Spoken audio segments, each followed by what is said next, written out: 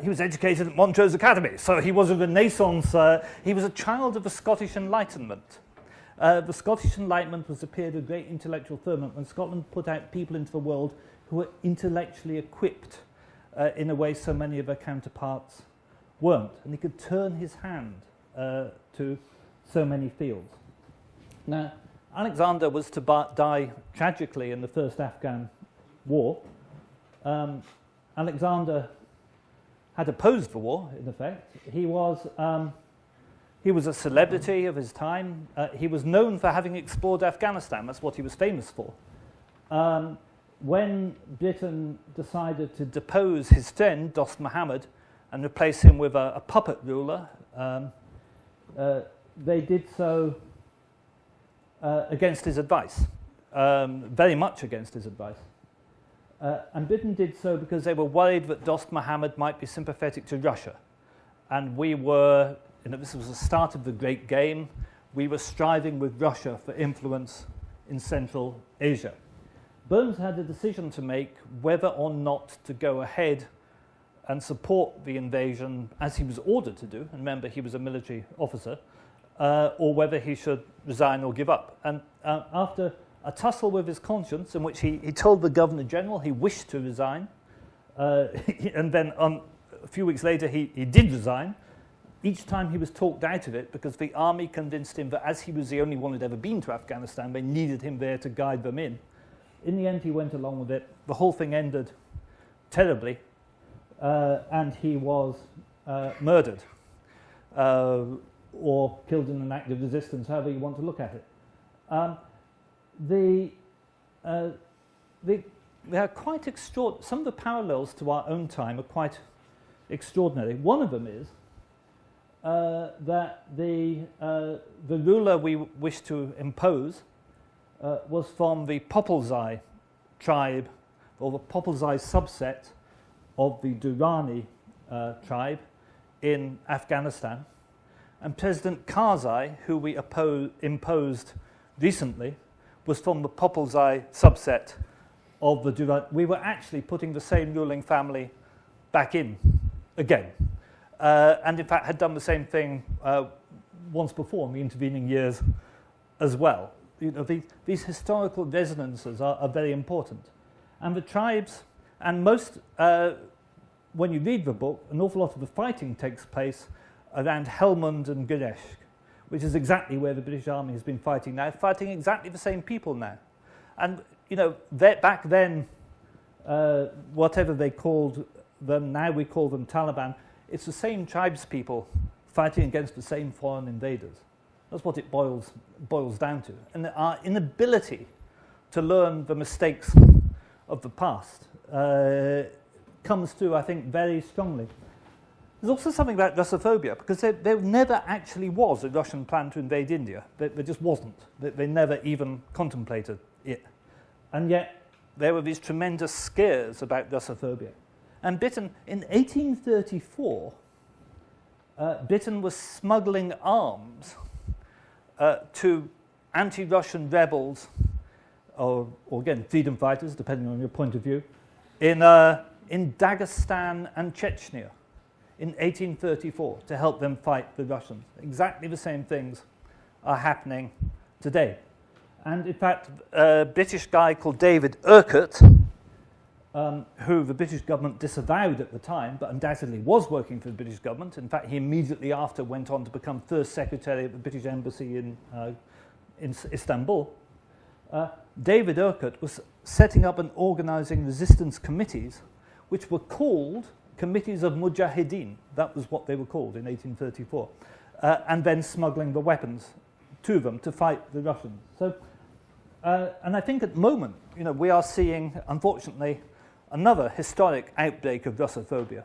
And these outbreaks, and you can chart them. The great jingoist outbreak, which is where the word jingo comes from in 1867-68, when there were stories of Russians having landed at Aberdeen with snow on their shoes. And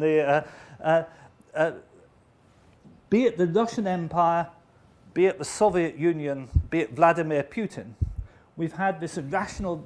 Russia has never, ever, ever, ever plan to invade the UK, and I think never will. But we've always suffered this irrational Russophobic outbreaks in the UK, and I think we're going through one again now. And I think that's something I'd like you to take from the book.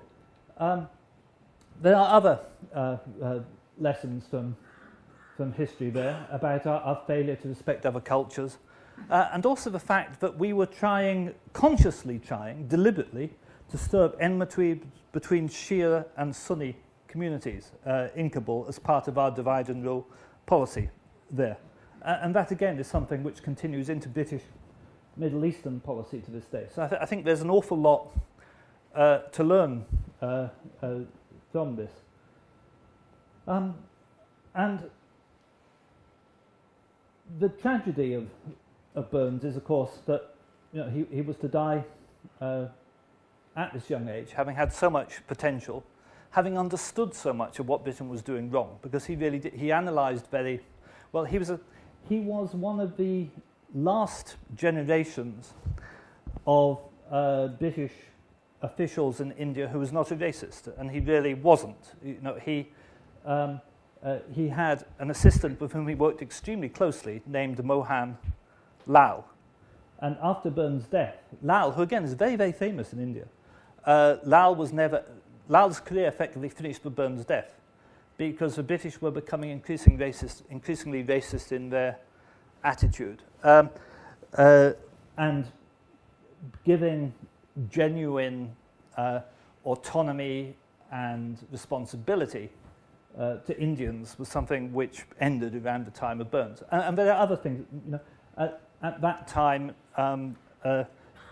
half Indian, half British people were forbidden, just before Burns' death, from joining the Indian Army, for example, and from joining the company civil service. You can actually, it's not just, you can trace attitudes in people's letters and what they wrote and what they said, but there are also institutional changes that show that racism was becoming very established in the British Empire.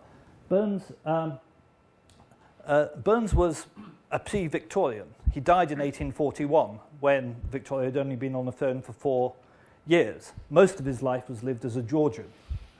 And he came to be viewed, because he led a very active sex life. He had his own harem of women from Kashmir that he took about with him on his explorations. Now, the interesting thing is he did that, and Mohan Lal recorded that he did that precisely because he knew that it would be a big mistake to interfere with Afghan women when you're in Afghanistan.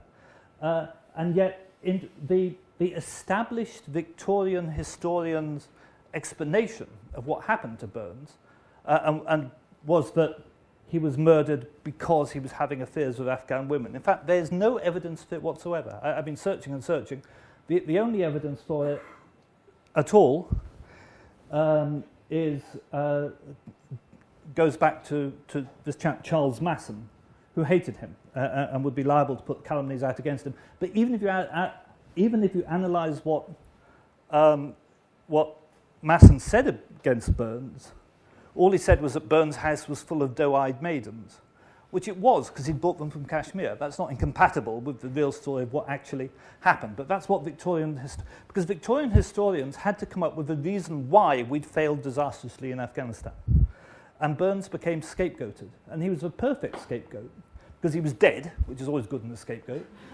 And he wasn't an aristocrat. He was born in that quite small house just across the road. So in 1841, you've got somebody who's middle class and dead, and you've got a disaster, a military disaster. Who do you blame? You couldn't blame Lord Auckland, who's the main person whose fault it was. You couldn't blame Lord Palmerston, who's the other person whose fault it was. You would have to blame Alexander Burns. And his taking the blame for the disaster is why he has no memorial, why he has, he has suffered the calumny of history, if you like. And I'm making some attempts to redeem him from that in my book. Now, there's a great deal more I could say, but I think I've probably whittled on quite long enough. I should be delighted to reply to any points you made. And I'd like to finish by repeating what I said at the start, that I do realise that many of you will have a different take, and in some cases a better take, on this story than me. And I thank you so very, very much for your attention. Thank you.